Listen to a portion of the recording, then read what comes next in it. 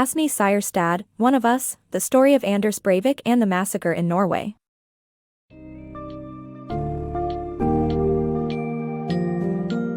In this summary of One of Us, the story of Anders Breivik and the massacre in Norway, by Åsne Seierstad, you will discover the life of Anders Breivik, a man infamously known for carrying out the deadliest terrorist attack in Norway's history in 2011, killing 77 people in a single day. Explore his unstable and dysfunctional upbringing, his early years of searching for acceptance in various social groups, and his eventual radicalization in the world of far-right and anti-Islamic ideologies. The summary also delves into the gruesome details of his attack and the subsequent trial, exploring the question of his sanity and accountability for his actions.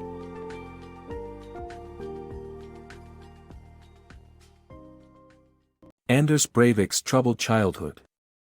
Anders Behring Breivik, the man behind Norway's deadliest terrorist attack, had a tumultuous childhood. After his parents' divorce, his mother struggled to care for him and his sibling due to her psychological issues. Despite the expert's suggestion to remove him from the family, he remained with his mother. These experiences during his formative years shed light on Breivik's later actions and behavior. Breivik's struggle for acceptance. Anders Breivik, the Oslo bomber, struggled to find friends from a young age due to his short-tempered and shy personality.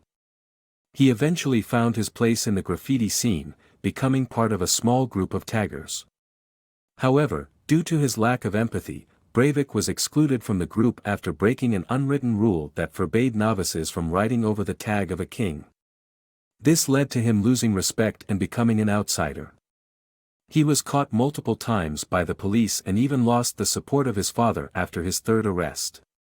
Breivik's struggle for acceptance played a significant part in shaping his later actions.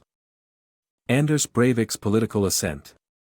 At 20, Breivik rose in the ranks of the Norwegian Progress Party, becoming a deputy chairman at just 22. He built a network in the party's social scene but lost interest when he failed to get nominated for city council elections. Disappointed in the party, he stopped attending social events and paid his last membership dues in 2004. Andersnordic's obsession. Andersnordic, also known as Breivik, found solace in online gaming after failing to find approval in the real world. However, his obsession with becoming the top gamer ultimately led him to far-right websites and Islamophobic ideas. In 2009, Breivik was already writing his manifesto, consumed by the idea of a new crusade against Islam. Breivik's hatred and terror. In 2009, Anders Breivik published a 1,518-page manifesto titled 2083, A European Declaration of Independence, on document.no, inspired by online right-wing platforms.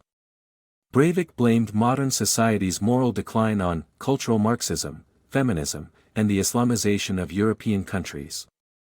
He prescribed reviving traditional values of the 1950s, including patriarchy, disapproval of same-sex relationships, and the sanctity of marriage.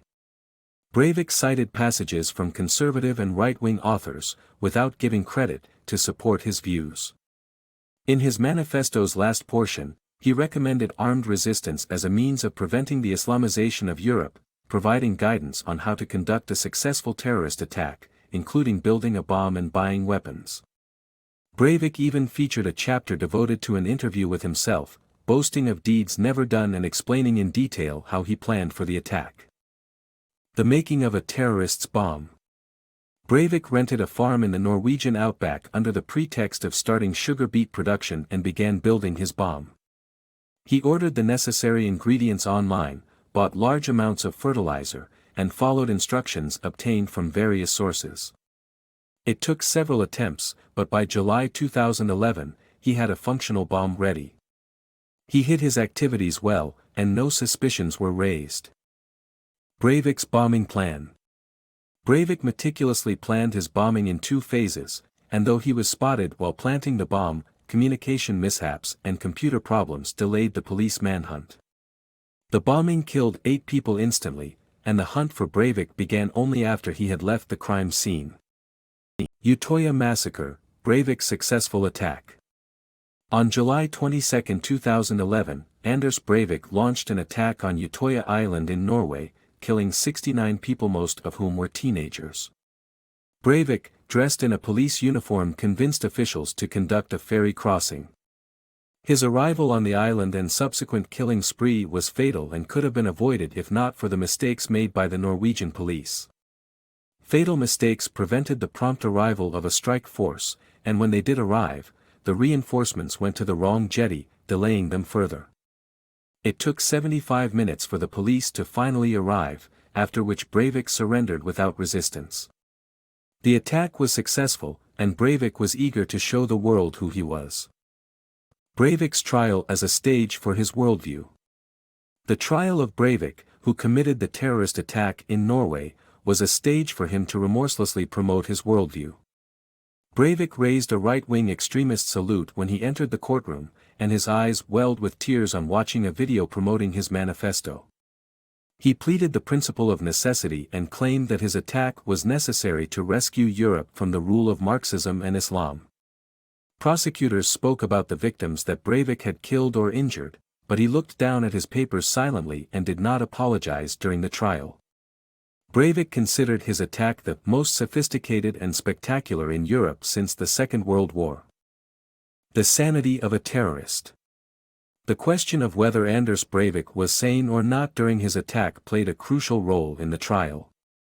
The first psychiatric report concluded that Breivik suffered from paranoid schizophrenia and was not responsible for his actions. However, a second report suggested that he suffered from antisocial personality disorder with narcissistic traits and was legally accountable. Breivik demanded the latter report, fearing that being declared insane would damage the credibility of his manifesto. In the end, Breivik received the maximum sentence of 21 years detention in custody for his terrorist attack.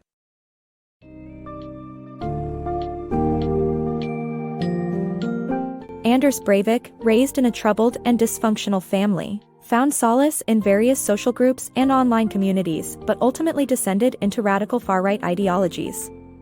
Åsne Seierstad's One of Us delves deep into the life and motivations of the man who would commit the deadliest terrorist attack in Norway's history. His experiences culminate in the tragedy of Utøya Island, where he massacred 69 people, primarily teenagers, and was eventually captured. In the following trial, Breivik was determined to be psychologically fit for accountability and was sentenced to 21 years of detention in custody that can be extended should he pose a threat to society. This summary highlights the complexity of Breivik's life, the factors that contributed to his extremist views, and the consequences that followed.